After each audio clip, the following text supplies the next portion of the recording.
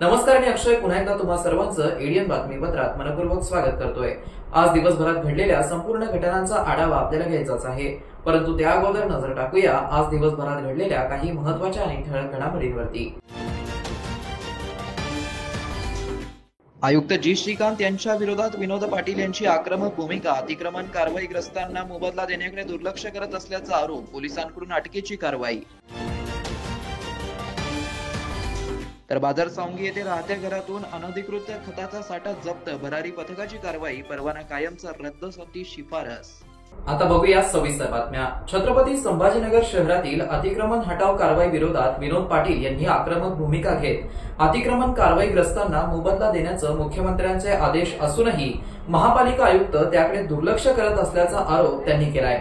या संदर्भात जाब विचारण्यासाठी त्यांनी मनपा आयुक्तालयाच्या निवासस्थानानजीकच असलेल्या विभागीय आयुक्तालयाच्या कार्यालयासमोरच आंदोलन केलंय।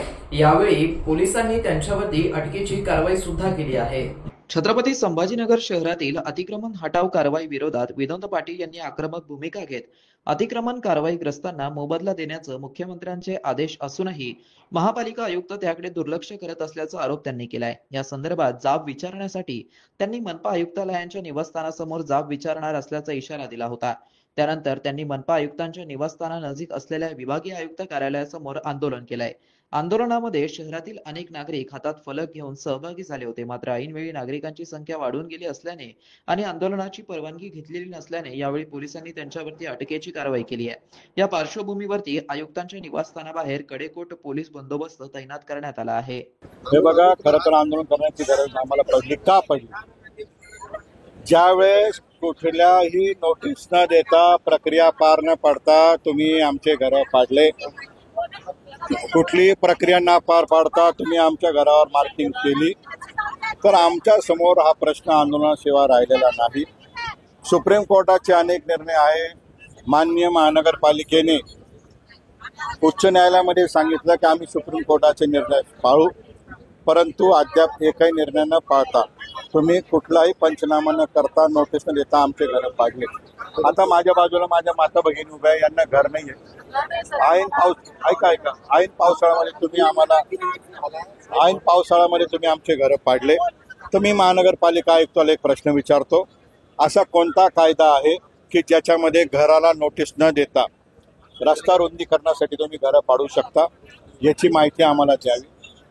राज्याचे मुख्यमंत्री तुम्हाला लेखी निर्देश देता, राज्याचे मुख्यमंत्री प्रत्यक्ष येऊन संभाजीनगरमध्ये सांगता की तुम्हाला मोबदला दिला जाईल। असा कोणता कायदा आहे की त्याच्यामध्ये तुम्ही मुख्यमंत्र्यांचं ऐकायचं नाही? शेवटचा प्रश्न जर त्यांना विचारायचा ठरला तर मला त्यांना हाच विचारायचा आहे की शहराच्या रस्त्याची जर रुंदी वाढली असेल, ते रुंदी वाढत असताना तुम्हाला मोबदला देण्याचा कायदा माहीत नाही का? बाजूच्या जालना जिल्ह्यामध्ये सरकारी जमिनीवर अधिग्रहण करण्यासाठी 2019च्या कॅबिनेट निर्णयाप्रमाणे मोबदला दिला जातो, हा कायदा तुम्हाला माहीत नाही का? जनतेची काय चूक आहे? कोणत्या बिल्डरच्या सांगण्यावरून हा रस्ता रुंदीकरण होतंय? याचं उत्तर महानगरपालिका आयुक्तांनी द्यावं। आज त्यांनी एक अजब गजब प्रश्न मीडियामध्ये सांगितला की सोशल मीडियामधल्या आंदोलनाला मी महत्त्व देत नाही। मग मला त्यांना प्रश्न विचारायचा आहे की ज्यावेळेस विधिमंडळामध्ये सदनात चर्चा झाली की महानगरपालिका आयुक्तांनी 2 कोटी रुपये सोशल मीडियावर अतितातडीच्या बजेटमधून खर्च केले। अतितातडीचा बजेट एखादी दुर्घटना घडली त्यासाठी असतो, त्या बजेटमधून तुम्ही 2 कोटी रुपये खर्च करता, त्याच्यामध्ये तुम्ही स्विमिंग पूल घरातला बांधता, ते तुम्हाला महत्त्वाचं वाटतं आणि जनतेने सोशल मीडियामध्ये आवाज उचलला हे तुम्हाला महत्त्वाचं वाटत नाही। तुम्ही आम्हाला उत्तर द्या, लँड ॲक्विजिशन कायदा काय म्हणतो? तुम्ही आम्हाला उत्तर द्या, ज्याच्या घरासमोर रुंदीकरण होत असेल त्याला नोटीस देणं क्रमप्राप्त आहे का नाही? तुम्ही मला उत्तर द्या की हर्सुल परिसरामध्ये 2 वर्षापूर्वी लँड ॲक्विजिशन प्रोसेस झाली, 50% लोकांना मोबदला मिळाला, ती जागा तुम्ही पाडताय। न्यायालयाने तुम्हाला सांगितलं नॅशनल हायवेने पैसे दिले, तुम्ही ती जागा पाडताय। पडेगाव मिटमिटामध्ये तुम्ही दादागिरी करून एका कॉन्ट्रॅक्टरला रस्त्याचं भूमिपूजन करण्याची तारीख ठरली होती.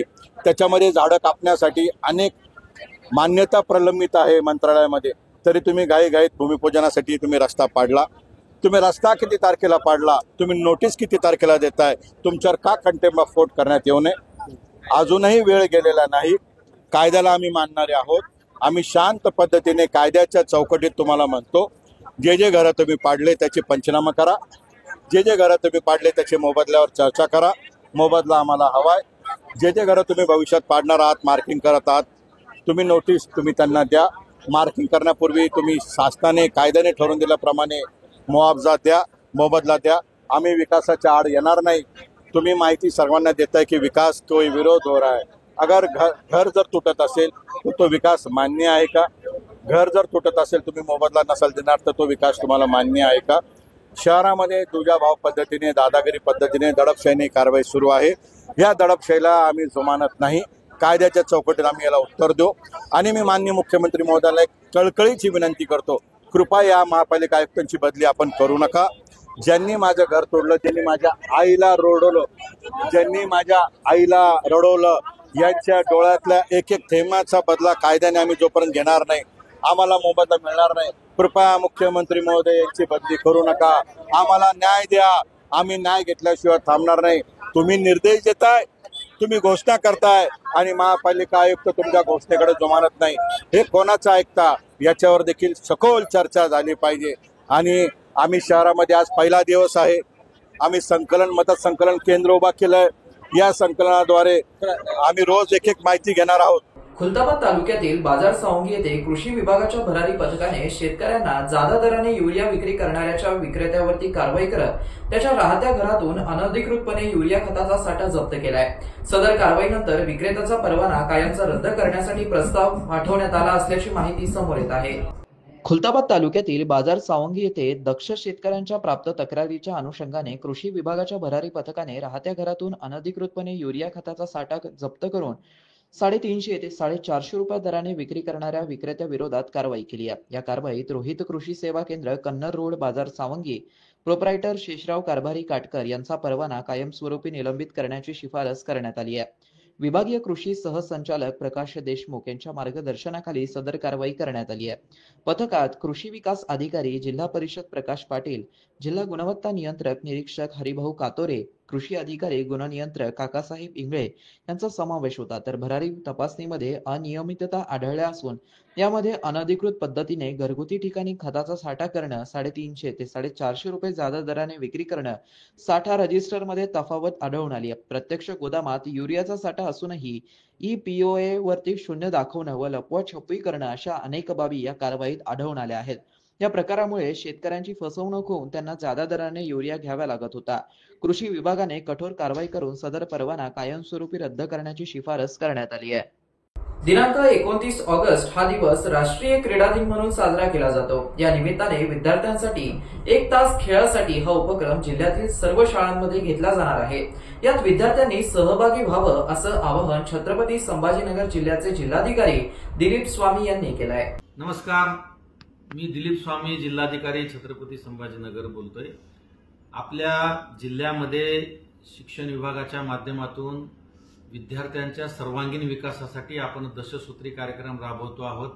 त्यातला एक भाग आहे क्रीडा विषयक विद्यार्थ्यांमध्ये जनजागरण करणे आणि विद्यार्थ्यांचं लक्ष अभ्यासासोबतच क्रीडा क्षेत्राकडे वळवणे हा आहे.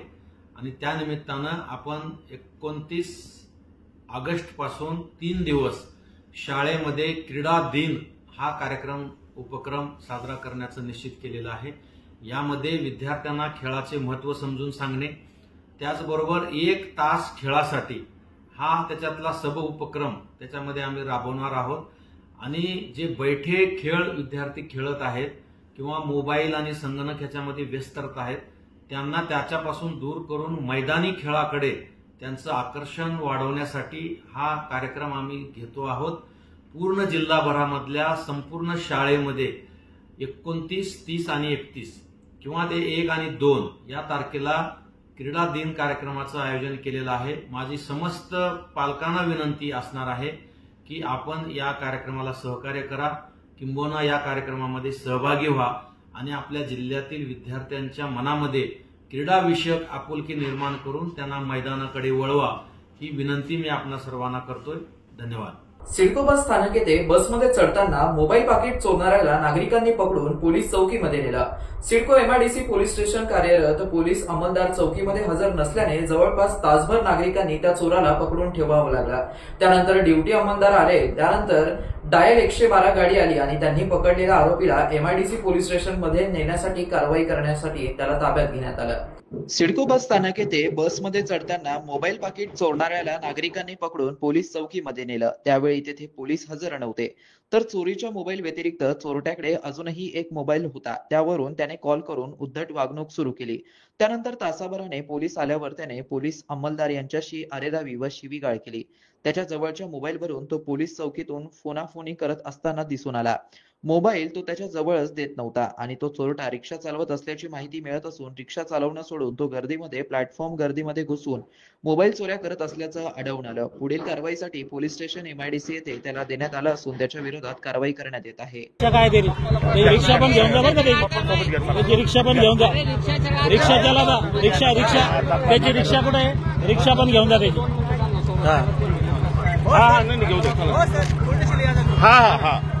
त्याची रिक्षा चालवतो तो आणि तो मोबाईल चोरी करतो तो. रिक्षा कुठे आहे त्याची? त्याची रिक्षा कुठे आहे? रिक्षा घेऊन टाका त्याची. रिक्षा चालवतो. रिक्षा कुठे आहे त्याची? शहरवासियांना एक सुवर्ण संधी. तुम्ही एखादा व्यवसाय करताय का? मग एडीएन वरती जाहिरात करा आणि मिळवा व्यवसायात मोठा फायदा. तर वाट कसली बघत आहात? आताच खाली दिसत असलेल्या नंबरवरती संपर्क साधा. आपल्याला अजूनही काही बातम्यांचा आढावा घ्यायचा आहे, परंतु इथे वेळ झाली आहे एका छोट्याशा ब्रेकची. कुठे जाऊ नका, पाहत रहा एडीएन न्यूज.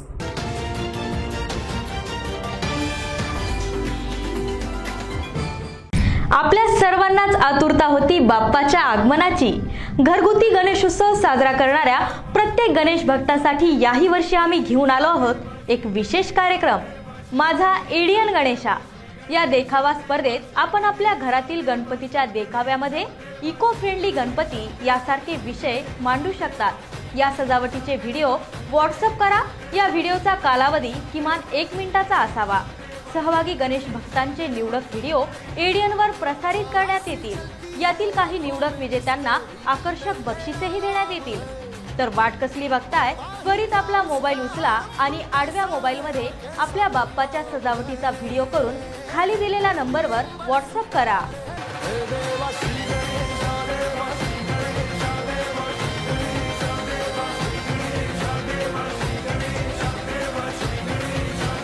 तब्बल 100 वर्षांपासून यशस्वी विद्यार्थी घडवणारे मराठवाड्यातील पहिले महाविद्यालय असलेले शासकीय ज्ञान विज्ञान महाविद्यालय छत्रपती संभाजीनगर या महाविद्यालयात नव्या शैक्षणिक वर्षात अर्थात 2025 आणि 26 मध्ये प्रवेश घेण्याची पुन्हा सुवर्ण संधी. BA, BSc आणि MA साठी प्रवेश खुले आहेत. BA मध्ये निवडा तुमच्या आवडीचे विषय. भाषा विषयाबरोबरच इतिहास, मानसशास्त्र, समाजशास्त्र आणि बरंच काही. मराठी आणि इंग्रजी माध्यमांसाठी स्वतंत्र वर्ग. BSc मध्ये botany, chemistry, zoology, microbiology, computer science सारखे आधुनिक विषय. MA साठी खास अभ्यासक्रम, भूगोल, ग्रहविज्ञान आणि संगीत. शिक्षणाची उत्तम व्यवस्था, कमी खर्चात मुला-मुलींसाठी महाविद्यालयाची प्रशस्त इमारत, स्वतंत्र ग्रंथालय, वाचनालय, अभ्यासिका, मुलींसाठी लेडीज रूम, प्रयोगशाळा, वसतिगृह आदींची व्यवस्था. NEP 2020 ची अंमलबजावणी. MPSC, UPSC पूर्व प्रशिक्षणाची खास सुविधा. स्पोर्ट्स, NCC, NSS आणि स्किल बेस्ड कोर्सेस सह तुमच्या सर्वांगीण विकासाची हमी. प्रवेशासाठी आजच संपर्क करा. कला शाखेसाठी 9823 139664, BSc साठी 9823 04 23 59, 11वी विज्ञानसाठी 9503 81 89 94 आणि 11वी कला शाखेसाठी 9922 90 09 34. तर वाट कसली बघताय? आजच तुमच्या उज्ज्वल भविष्याची निवड करा. शासकीय ज्ञान विज्ञान महाविद्यालय. Educate, empower, enlighten. मनोवृत्ती घडवा, भविष्य घडवा. आजच आपला प्रवेश निश्चित करा.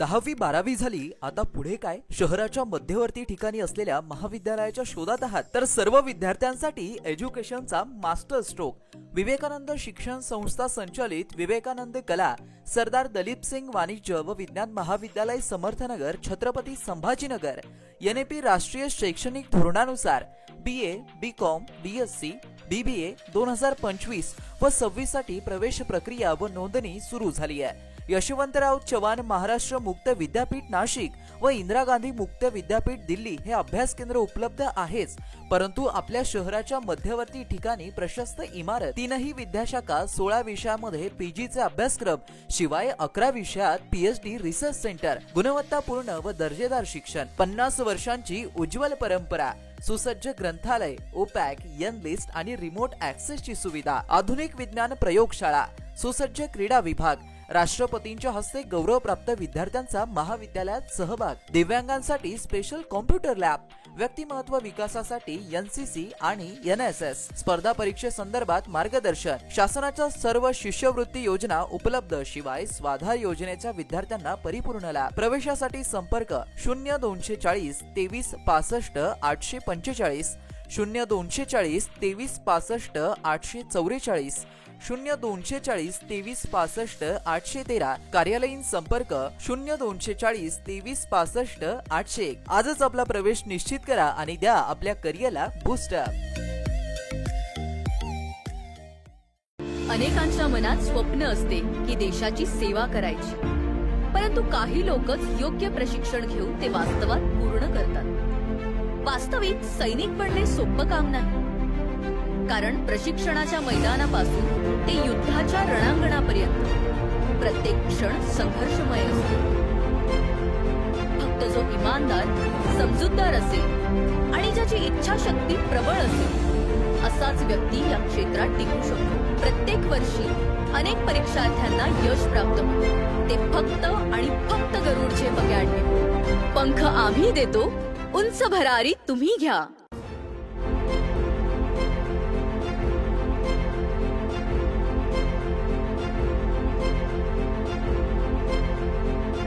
शिक्षण असो किंवा नोकरी, कुठल्याही कामानिमित्त छत्रपती संभाजीनगर येथे येत असाल तर तुमच्या घरगुती जेवणाची चिंता आता मिटली।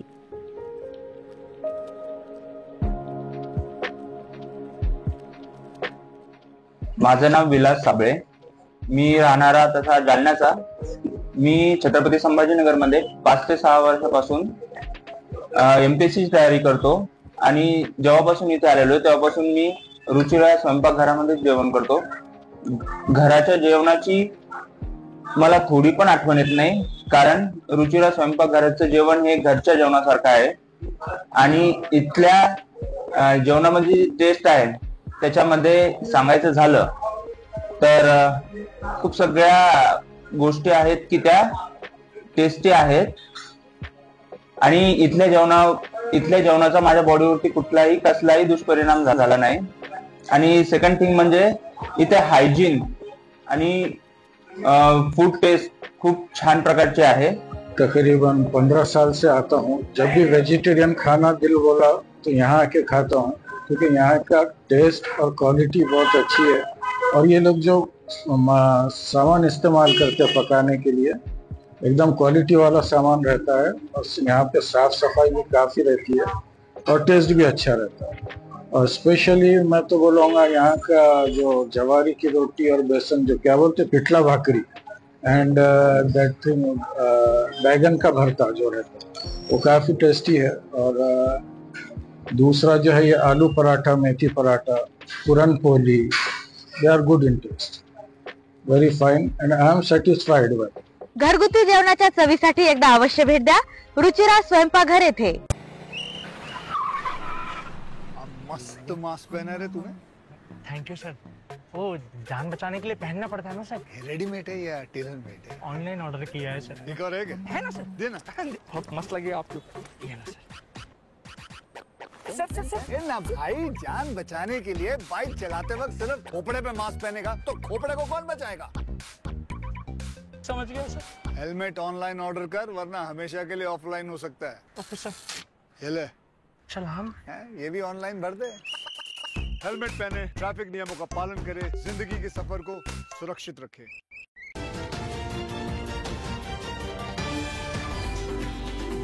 ब्रेक नंतर पुन्हा एकदा स्वागत. आपण बघत आहात एडीएन बातमीपत्र. राज्य सरकारकडून जिल्हाधिकारी कार्यालय आणि पुरवठा विभागाला एकूण 56 नवे कर्मचारी मिळाले आहेत. यामध्ये 30 कनिष्ठ लिपिक पुरवठा विभागासाठी तर 26 महसूल सहाय्यक जिल्हा प्रशासनासाठी नेमण्यात आले आहेत. हे कर्मचारी महाराष्ट्र लोकसेवा आयोग म्हणजेच एमपीएससी मार्फत निवडले गेले असून सध्या कागदपत्र पडताळणीची प्रक्रिया सुरू आहे.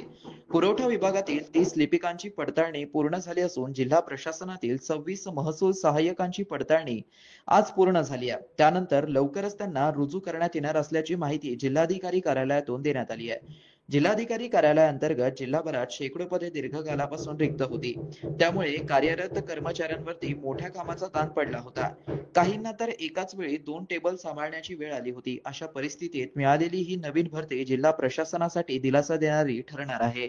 महावितरणाच्या विरोधात विद्यार्थ्यांनी आक्रोश मोर्चा काढण्यात आला. महावितरणाची जी रिक्त पदे आहेत ती त्वरित भरण्यात यावी, 3 वर्षांची कंत्राट पद्धत बंद करून 1 वर्षाची करण्यात यावी अशा अन्य मागण्यांना घेऊन आज छत्रपती संभाजीनगर शहरातील क्रांती चौक येथून मोर्चाला सुरुवात झाली. या मोर्चामध्ये काँग्रेस पक्षाचे पदाधिकारी तसेच विद्यार्थी हे मोठ्या संख्येने सहभागी झाले होते.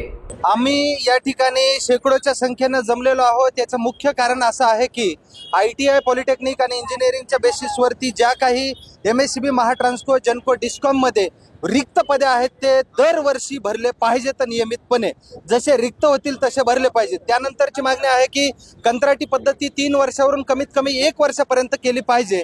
यानंतर जे काही वेटिंग लिस्ट आहे ती लवकरात लवकर क्लिअर केली पाहिजे आणि ज्या काही परीक्षा होतात त्याचा जो निकाल आहे तो पारदर्शक लावला पाहिजे. मग पारदर्शक कशा अर्थानं की जे काही विद्यार्थ्यांची यादी लागते सिलेक्टेड कॅन्डिडेटची, अशा सर्व विद्यार्थ्यांचे सर्व सब्जेक्टचे मार्क त्या लिस्टमध्ये त्या ठिकाणी डिस्प्ले झाले पाहिजेत. अनेक अशा मागण्या आहेत. पण जर शासनाने दरवर्षी जागा जशा MPSC, UPSC, SSC मध्ये भरल्या जातात अशा पद्धतीनं काढल्या तर आम्हाला विद्यार्थ्यांना कुठंही या ठिकाणी आंदोलन करायची गरज पडणार नाही. या सर्व काही प्रमुख मागण्या आम्ही निवेदनाद्वारे इकडे जे JMD आहेत, जॉईंट मॅनेजिंग डायरेक्टर MSCBचे, आणि यानंतर जे विभागीय आयुक्त आहेत डिव्हिजनल कमिशनर साहेब यांच्या मार्फत महाराष्ट्र शासनाला आणि प्रकाश गडचे जे उच्च पदस्थ अधिकारी आहेत CMD वगैरे यांना या ठिकाणी सादर करण्यासाठी हजारोच्या संख्येने या ठिकाणी जमा झालेलो आहोत. बेरोजगार तरुण तरुणी आज इथे पोटतिडकीने जमलेली आहे. ती त्यांच्या भविष्याचा विचार करून आलेले आहे. कंत्राटीकरणामुळे त्यांचं भविष्य अंधारात आहे ते रिक्त जागा भरल्या जात नाहीत. नवीन जागा काढणं तर लांबच.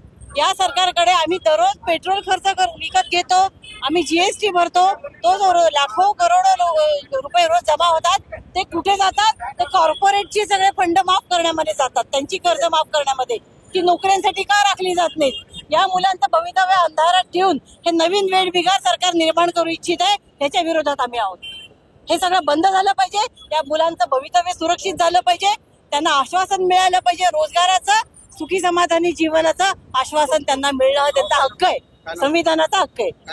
मी डॉक्टर स्मिता शहापूरकर, प्रदेश काँग्रेसची मी सचिव आहे. महात्मा ज्योतिराव फुले व प्रधानमंत्री जन आरोग्य योजनेच्या जिल्हा संनियंत्रण व तक्रार निवारण समितीवरती पालकमंत्री नियुक्त प्रतिनिधी छावणी श्री गणेश महासंघाचे अध्यक्ष विशाल मिलिंद दाभाडे यांची निवड करण्यात आली आहे. या समितीवरती विशाल दाभाडे यांची एकमताने अशासकीय सदस्य म्हणून नियुक्ती होणे ही मोठ्या सन्मानाची बाब आहे असल्याची भावना त्यांच्या मित्र परिवाराने व्यक्त केली आहे. विशाल दाभाडे यांची ही नियुक्ती राज्याचे मुख्यमंत्री देवेंद्र फडणवीस, आरोग्य क्षेत्रातील दूरदृष्टीचे नेतृत्व असलेले आयुष्यमान भारत मिशनचे अध्यक्ष डॉक्टर ओमप्रकाश शेटे, राज्याच्या विकासासाठी नेहमीच कटिबद्ध असलेले छत्रपती संभाजीनगर जिल्ह्याचे पालकमंत्री तथा सामाजिक न्याय मंत्री संजय शिरसाट या नियुक्तीस मान्यता देणारे जिल्हाधिकारी दिलीप स्वामी यांच्या शिफारसीस व मान्यतेने करण्यात आली आहे. येणाऱ्या काळात सामान्य माणसाला उपचारासाठी मोफत सेवा देण्याचा प्रामाणिक प्रयत्न वरील सर्व मान्यवरांच्या मार्गदर्शनानुसार करणार असा विश्वास विशाल दाभाडे यांनी व्यक्त करत या नियुक्तीसाठी सहकार्य करणाऱ्या सर्व आरोग्य विभागातील अधिकारी आणि कर्मचारी यांचे आभार मानले.